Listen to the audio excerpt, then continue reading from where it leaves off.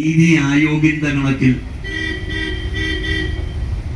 0.7%, 0.07 എന്ന് പറയുന്ന വളരെ തുച്ഛമായ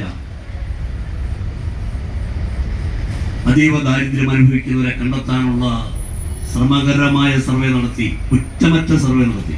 സാധാരണ സർവേയിൽ ഒക്കെ നടത്തുമ്പോൾ ചില പരാതിയൊക്കെ വരും. ഒരു പരാതിയുമില്ലാതെ സർവേ നടത്തി 62,000 പേരെ കണ്ടെത്തി, 62,000 കുടുംബങ്ങളെ കണ്ടെത്തി. ആ ഓരോ കുടുംബത്തിനും എങ്ങനെയാണ് വരുമാനം ആർജിക്കുവാൻ കഴിയുക എന്നത് അവരുമായി സംസാരിച്ച് തദ്ദേശ സ്വയംഭരണ സ്ഥാപനങ്ങൾ, സഹകരണ ബാങ്കുകൾ സഹായം ചെയ്ത് അവർക്ക് വരുമാനമുണ്ടാകുന്ന പദ്ധതികളിലേക്ക് കടന്നതിന്റെ ഭാഗമായിട്ടാണ് ഇന്ന് നവംബർ മാസം 1 അതീവ ദാരിദ്ര്യർ ഇല്ലാത്ത സംസ്ഥാനമായി കേരളം മാറുന്നു. ഇനിയും നമ്മുടെ മുന്നിലോട്ടുള്ള പ്രശ്നങ്ങളുണ്ട്.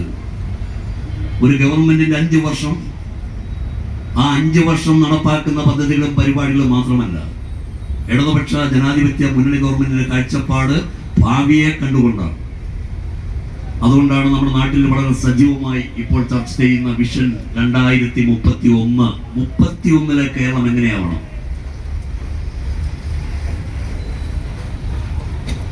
നമ്മുടെ നാട്ടിൽ നിന്നും ആയിരക്കണക്കിന് കുട്ടികൾ വിദേശ രാജ്യങ്ങളിലേക്ക് പോകുന്നു. ഇതാണ് നാം നേരിടുന്ന ഒരു പ്രധാനപ്പെട്ട പ്രശ്നം എന്ന് പറയുന്നത്, ഒരു പ്രതിസന്ധി എന്ന് പറയുന്നത്. ഇവിടെ നല്ല വിദ്യാഭ്യാസം ആർജിച്ച കുഞ്ഞുങ്ങൾക്ക് അവരാഗ്രഹിക്കുന്ന പോലെ നല്ല വരുമാനമുള്ള തൊഴിൽ ലഭിക്കുന്നില്ല എന്ന പ്രശ്നം നമ്മുടെ മുൻപിലുണ്ട്. അപ്പോൾ 2031 കേരളം ഈ കുട്ടികൾ ഇവിടെ തന്നെ ഉണ്ടാവുക എന്ന് ഉറപ്പുവരുത്തുക എന്നതിൻ്റെ അടിത്തറയിലാണ് ഇടതുപക്ഷ ജനാധിപത്യ മുന്നണി ഗവൺമെന്റ് തങ്ങളുടെ പ്രവർത്തനങ്ങളെ കരുപ്പിടിപ്പിക്കുവാൻ ആഗ്രഹിക്കുന്നു. ലോകത്തിലെ പ്രധാനപ്പെട്ട എല്ലാ കോർപ്പറേറ്റ് കമ്പനികൾ അടക്കമുള്ളവ ഈ കേരളത്തിന്റെ മണ്ണിൽ നിക്ഷേപം നടത്തുവാൻ തയ്യാറായി മുന്നോട്ട് വരുന്ന കാലമാണിത്. നിക്ഷേപ സൗഹാർദ്ദത്തിൽ കേരളം എന്ന ഈ നാട് ഇന്ത്യയിൽ ഒന്നാമതാണ്. നമ്മളെക്കുറിച്ച് പണ്ടൊരു പരാതിയൊക്കെ ഉണ്ടല്ലോ, എന്ത് വന്നാലും സമ്മതിക്കില്ല, എവിടെയും പ്രശ്നങ്ങളാവും.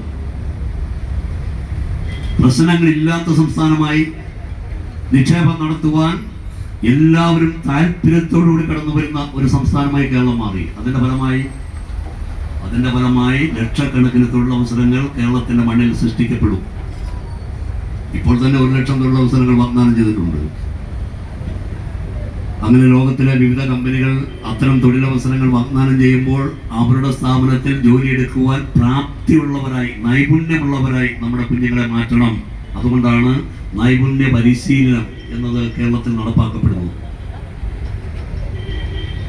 നമ്മുടെ തദ്ദേശ സ്വയംഭരണ സ്ഥാപനങ്ങൾ, ബ്ലോക്ക് പഞ്ചായത്തുകളെല്ലാം, യൂണിവേഴ്സിറ്റികൾ, കോളേജുകൾ, ഇവയിലെല്ലാം ഈ നൈപുണ്യ പരിശീലനവുമായി ബന്ധപ്പെട്ട പരിപാടികൾ കേരളത്തിൽ നടന്നു വരികയാണ്. ഇവിടെ ലക്ഷ്യമിടുന്ന കാര്യം പ്രായമേറിയ അച്ഛനോടും അമ്മയോടുമൊപ്പം നമ്മുടെ കുഞ്ഞുങ്ങൾ ഉണ്ടാവണം എന്ന കാര്യമാണ്.